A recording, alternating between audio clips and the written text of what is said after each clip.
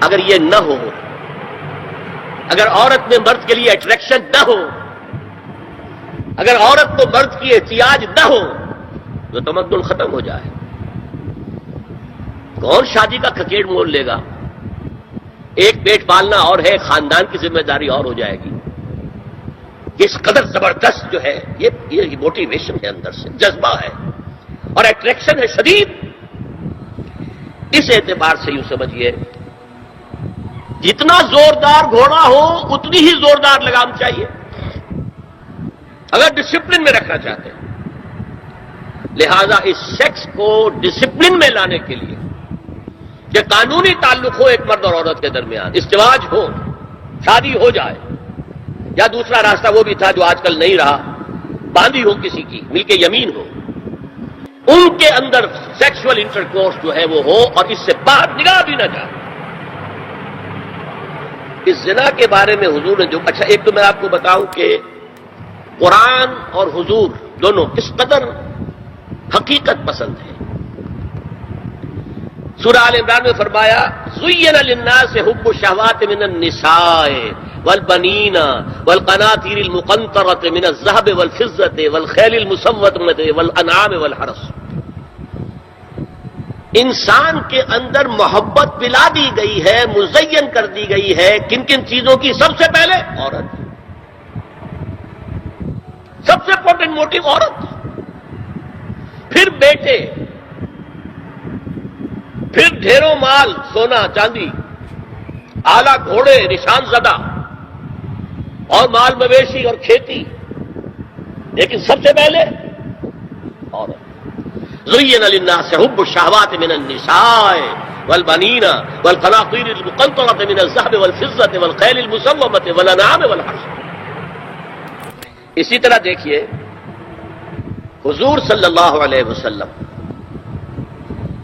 فرماتے ہیں، یہ مسند احمد میں بھی حدیث ہے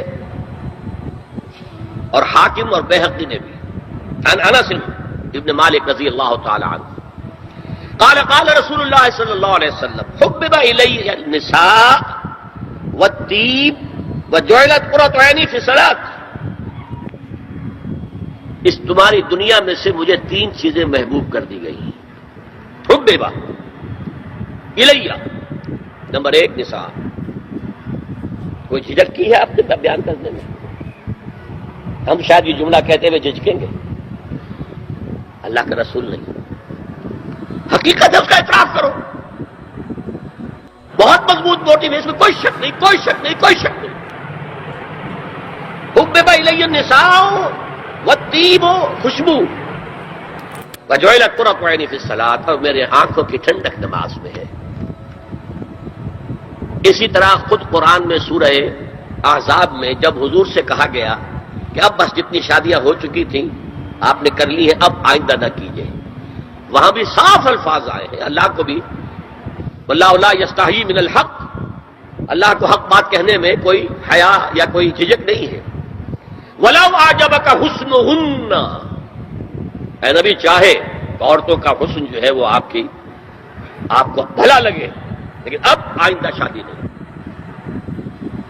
یہ میں تائید کر رہا ہوں فرائڈ کی، اس گدھے نے جو آگے تک پہنچا دیا ہے معاملہ وہ ہے غلط، بنیادی بات صحیح ہے، قرآن مجید کے مطابق ہے۔ یہ سیکس موٹیو بہت سخت ہے، بہت زوردار ہے۔ اب زنا جو ہے اس کے لیے حضور نے جو کچھ فرمایا وہ سن لیجیے۔ عن ابن عباس قال ما رأيت شيئا اشبه باللمم مما قال ابو هريرة عن النبي صلی اللہ علیہ وسلم۔ حضور کی حدیث ہے، ان اللہ كتب على ابن آدم حظه من الزنا ادرک ذلك لا محالہ، اللہ تعالیٰ نے ہر انسان کا زنا میں ایک حصہ لکھ دیا ہے جو اس کو پہنچ کر رہے گا۔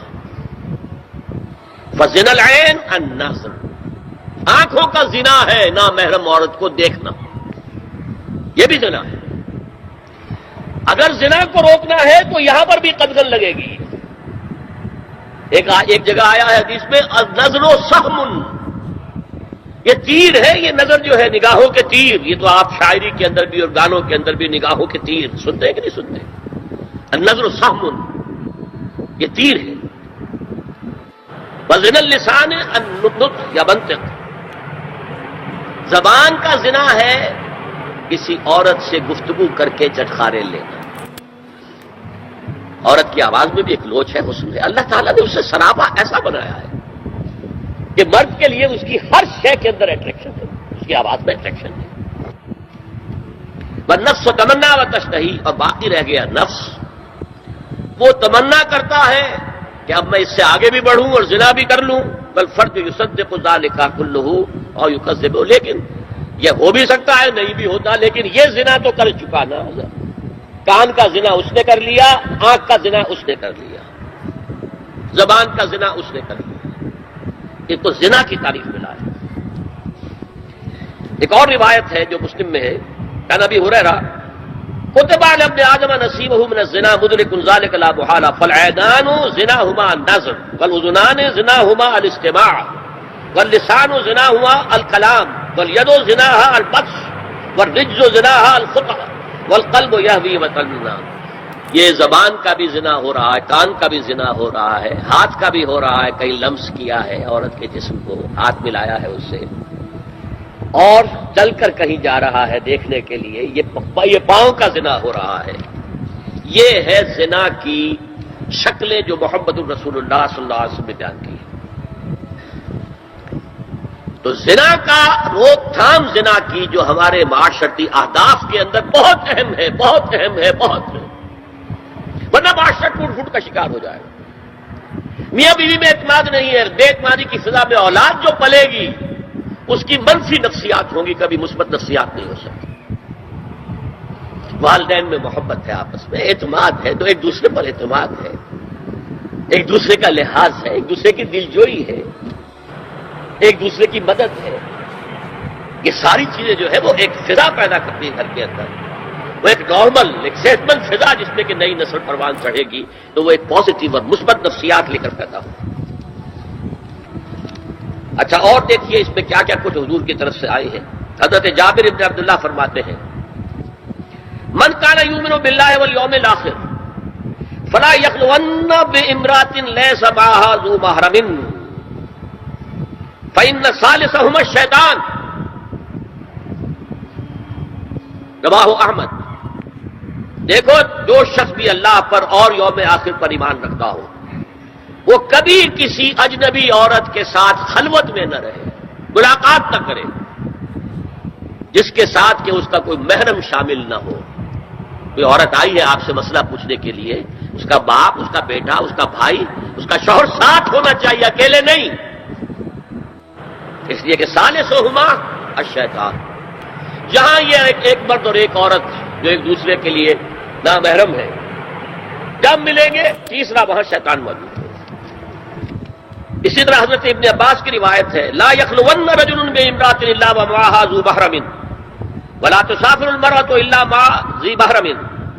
کوئی مرد کسی عورت کے ساتھ خلوت میں نہ ہو، اکیلے نہ ہو، مگر یہ کہ اس عورت کے ساتھ اس کا محرم موجود ہو. اور کوئی عورت سفر نہ کرے جب تک کہ اس کے ساتھ محرم موجود نہ ہو. اب آئیے چھٹی بات.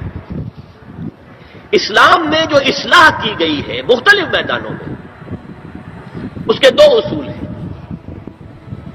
نمبر ایک، تدریج سے اصلاح ہوتی ہے، ایک دم نہیں.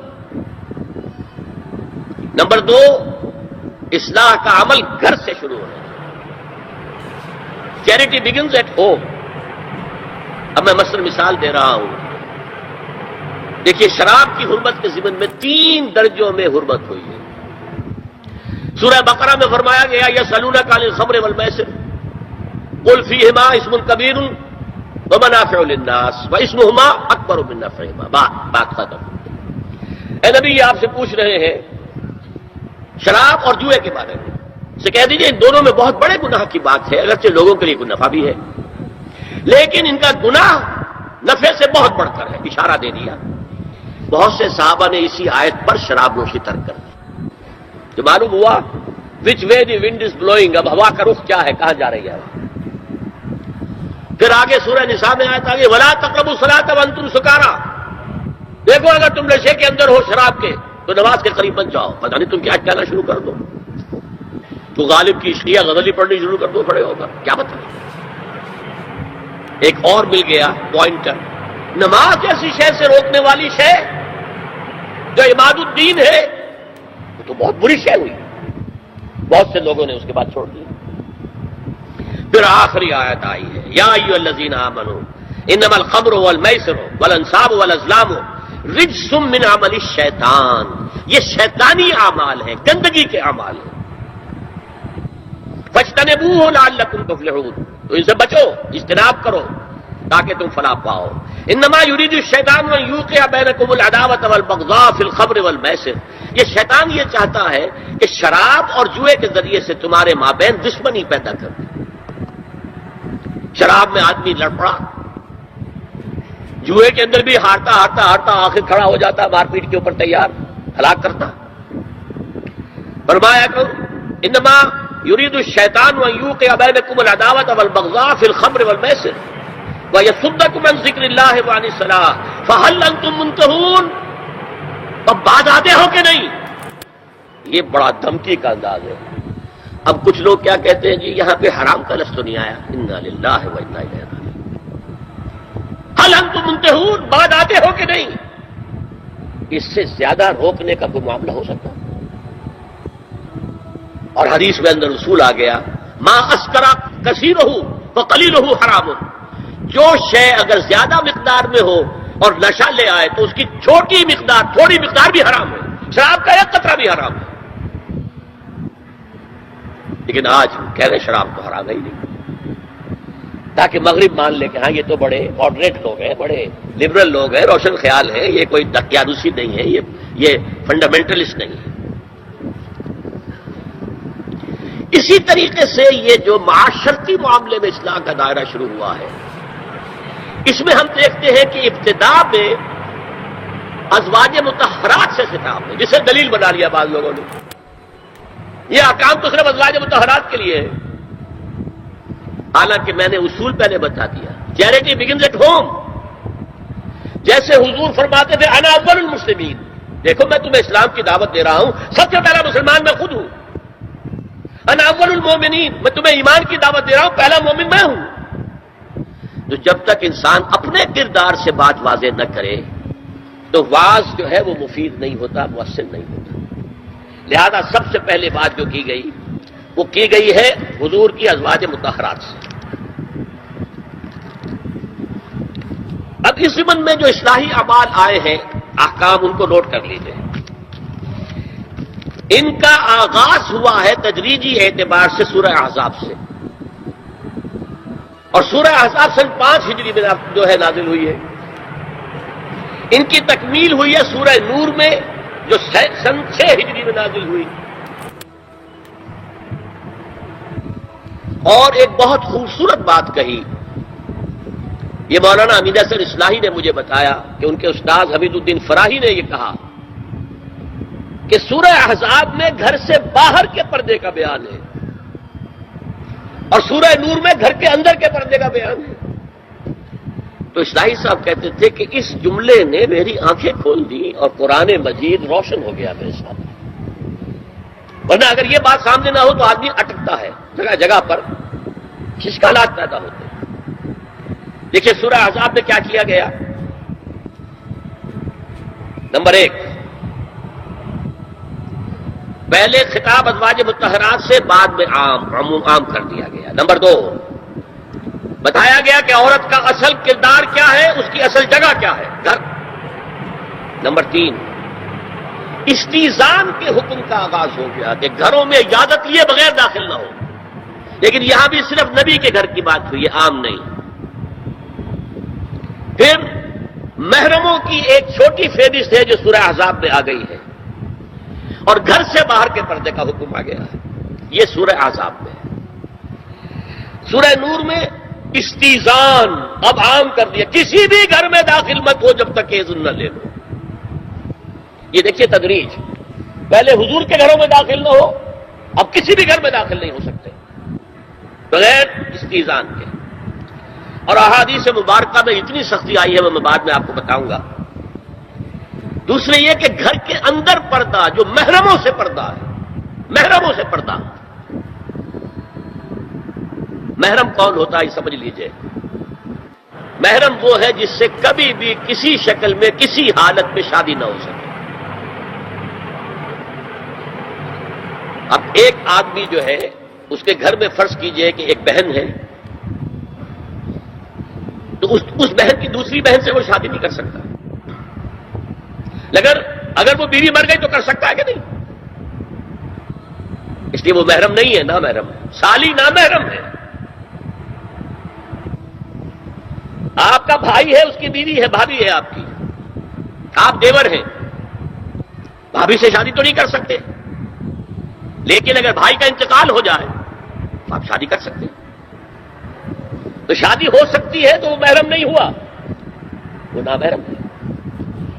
محرم صرف وہی ہے جس سے کبھی کسی حال میں شادی کا امکان نہ ہو. اس کی ابتدائی فہرست جو ہے سورہ احزاب میں ہے، تفصیلی فہرست جو ہے وہ سورہ نور میں ہے. اب دیکھیے گھر کے اندر بیٹھنے سے متعلق کیا بات کہی گئی. بزار اور ترمذی میں حضرت عبداللہ ابن مسعود سے نبی صلی اللہ علیہ وسلم یہ ارشاد نقل ہوا ہے، ان المرأۃ عورۃ، عورت چھپا کر رکھنے کی چیز ہے. ہمارے ایک نوجوان ساتھی نے ایک دفعہ مضمون لکھا تھا بڑا پیارا. انہوں نے کہا کہ قرآن مجید میں جو اشارات ہیں، حور مقصورات فی الخیام، وہ حوریں جو ہوں گی وہ خیموں کے اندر ہوں گی، وہیں رہیں گی. قصر کہتے روک دینے کو، باہر نہیں نکلتی. وہ مقصورات فی الخیام، حوروں کا کأنہن لؤلؤ مکنون، ایسے ہوں گے کہ جیسے کہ موتی جسے چھپا کر رکھا جائے. عورت چھپا کر رکھنے کی شے ہے. المرأۃ کلھا عورۃ، عورت کہتے ہیں اس کو ہے جسے چھپا کر رکھا جائے. ان المرأۃ عورۃ فاذا خرجت، جب وہ گھر سے نکلتی ہے، استشرفها شیطان، اب شیطان جو ہے اس کو طاق میں رکھتا ہے. واقرب ما تکون بروحۃ ربها وهي فی قعر بیتها، وہ اپنے رب کی رحمت سے قریب ترین ہوتی ہے جبکہ اپنے گھر کے بھی کسی اندرونی حصے میں. صحن میں ہوگی تو شاید ادھر ادھر کے کوٹھوں سے نظر پڑ جائے. اسی لیے فرمایا مردوں کے لیے مسجد میں نماز افضل 28 گنا، اور عورت کے لیے گھر کی نماز مسجد سے افضل، گھر کے صحن کی مسجد سے افضل، دالان کی صحن سے افضل، کمرے میں اس سے افضل، اور کمرے کی کوئی بغلی کوٹھڑی ہے تو اس میں سب سے افضل. یہ احادیث نبی اکرم صلی اللہ علیہ وسلم. مزاج ہے نا، اس سے بن رہا ہے، ایک معاشرت وجود میں آ رہی ہے. یہ ساری چیزیں کیوں آ رہی ہیں؟ اور سنیے، عبداللہ ابن احمد ابن حنبل نے زوائد الزہد میں اور ابن ابی شیبہ نے ابن سعد نے اپنی کتابوں میں مسروق کی روایت نقل کی ہے کہ حضرت عائشہ جب تلاوت قرآن کرتے ہوئے اس آیت پر پہنچتی تھی وقرن فی بیوتکن، تو بے اختیار رو پڑتی تھی. قرآن کہتا ہے اپنے گھروں میں رہو. حضرت عائشہ نے شہادت عثمان کے بعد باہر نکل کر لشکر کی قیادت کی. پھر ساری عمر افسوس رہا کہ میں نے غلط کہا. دیکھیے کیا معاملہ تھا. حضرت علی رضی اللہ تعالیٰ سے جنگ کی تھی، 10,000 آدمی ایک رات میں مرے. لیکن حضرت علی کا کردار کیا تھا؟ یہ نہیں کہ اب عائشہ شکست ہو گئی ہے تو لوڈی بنا لو. انا للہ و انا الیہ راجعون. اتنا احترام کیا ہے، مدینے کی چند عورتوں کو ساتھ دے کر بڑے احترام سے مدینے پہنچا دیا، وہاں کی عورتوں، کوفے کی عورتوں کو ساتھ دے کر، اور صرف یہ کہا کہ آپ کی یہ ذمہ داری نہیں تھی، آپ نے یہ ذمہ داری خام کر لی. صرف یہ، اور کچھ کوئی ملامت نہیں. حافظ ابو بکر بزار حضرت انس سے روایت کرتے ہیں کہ عورتوں نے حضور سے عرض کیا کہ ساری فضیلت و مرد لوٹ کے لے گئے. وہ جہاد کرتے ہیں، خدا کی راہ میں بڑے بڑے کام کرتے ہیں، ہم کیا عمل کریں کہ ہمیں بھی مجاہدین کے برابر اجر مل سکے؟ جواب میں آپ نے فرمایا من قعدت منکن فی بیتہا فإنہا تدرک عمل المجاہدین، تم میں سے جو شخص اپنے گھر میں بیٹھی رہے گی وہ مجاہدین کا اجر حاصل کر لے گی. یہ ایک ہوا کا رخ ہے، بتایا جا رہا ہے. یہ نظام ہے جس کو اس شکل میں دیا جا رہا ہے۔ اب میں چاہتا ہوں سورہ احزاب کی جو آیات ہیں ان کے حوالے سے کچھ باتیں جو حکمت دین کی ہیں اور بہت اہم ہیں وہ آپ کے سامنے آ جائیں۔ دیکھیے میں نے سب سے پہلے آیت پڑھی تھی لقد کان لکم فی رسول اللہ اسوۃ حسنہ۔ اے مسلمانوں تمہارے لیے اللہ کے رسول کی زندگی میں ایک بہترین نمونہ ہے، اسوہ حسنہ ہے۔ ایک بات اس میں غور طلب ہے، مردوں کے لیے تو اسوہ کامل ہے، مرد اگر سپہ سالار ہے تو اسوہ موجود ہے حضور کا، مرد اگر صدر ریاست ہے خلیفہ ہے تو اسوہ موجود ہے رسول کا، کوئی قاضی القضات ہے تو اسوہ موجود ہے رسول کا، کوئی کسی مسجد میں خطیب ہے امام ہے تو اسوہ موجود ہے، باپ کی حیثیت سے اسوہ موجود ہے، شوہر کی حیثیت سے اسوہ موجود ہے کہ نہیں؟ مردوں کی کوئی حیثیت ایسی نہیں جس کے لیے اسوہ حضور کی زندگی میں نہ ہو، لیکن ایک خلا ہے، عورت کی جسمانی زندگی کے لیے تو حضور کی زندگی میں کوئی اسوہ نہیں ہو سکتا، حضور مرد ہے۔ یہ ہے فلسفہ، یہ ہے حکمت دین کہ جس صورت میں یہ آیت آئی لقد کان لکم فی رسول اللہ اسوۃ حسنۃ لمن کان یرجو اللہ والیوم الآخر وذکر اللہ کثیرا، اے لوگو اے مسلمانوں تمہارے لیے اللہ کے رسول کی زندگی میں ایک اسوہ کامل ہے، عمدہ اسوہ ہے ہر اس شخص کے لیے جو اللہ کا امیدوار ہے اور یوم آخر کو بھی مانتا ہے اور اللہ کا ذکر کرتا ہے کثرت سے۔ اب اس خلا کو پر کیسے کیا جائے؟ حضور کی ازواج کو بنایا گیا اسوہ خواتین کے لیے، اور یہی ایک بہت سی اور بھی حکمتیں ہوں گی۔ ایک حکمت یہی تعدد ازدواج میں ہے، اور حضرت عائشہ کی اتنی کم عمر میں شادی کرنے میں ہے کہ دیر تک وہ امت کو پڑھاتی رہی، شوہر اور بیوی کے درمیان خالص پرائیویٹ معاملات کے اندر بھی ہدایت دیتی رہی۔ آخر وہ بھی انسان کی ضرورت ہے کہ نہیں؟